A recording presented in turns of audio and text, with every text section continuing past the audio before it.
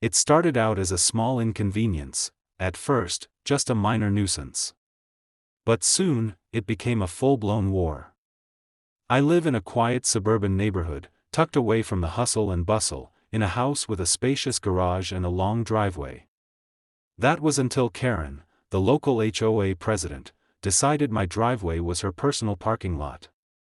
Every morning, I'd wake up to find her car parked at the end of my driveway, blocking my way. At first, I thought it was a fluke, maybe just an oversight.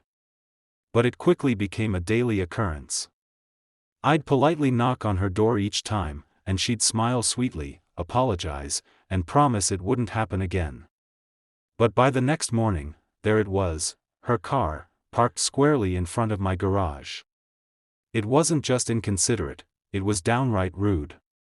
I had tried talking to her more than once, but she was always too busy to really listen, offering vague excuses and then ignoring the issue altogether. Finally, I'd had enough. I knew Karen had been on a crusade to enforce ridiculous HOA rules on everyone else in the neighborhood, so I figured it was time to teach her a lesson. I enlisted the help of my friend, Steve, a firefighter with a good sense of humor and an even better understanding of how to use cold in creative ways. Together, we hatched a plan that would get her attention once and for all. One freezing winter morning, when Karen parked her car in front of my driveway again, we were ready. Steve showed up with all the gear, a big fire truck, a hose, and a portable freezing unit he'd rigged up for this very purpose. We took advantage of the cold snap, and with a swift spray from the fire truck, we coated her car in a layer of ice so thick it was practically frozen solid. By the time Karen came outside, her car was encased in a solid block of ice.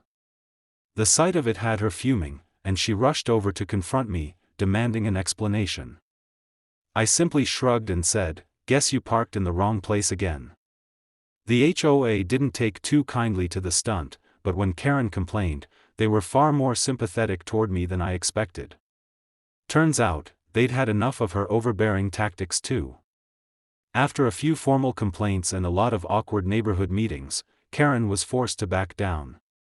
She never parked in front of my driveway again, and my peace was finally restored, thanks to a little creativity and some well-timed help from a firefighter friend.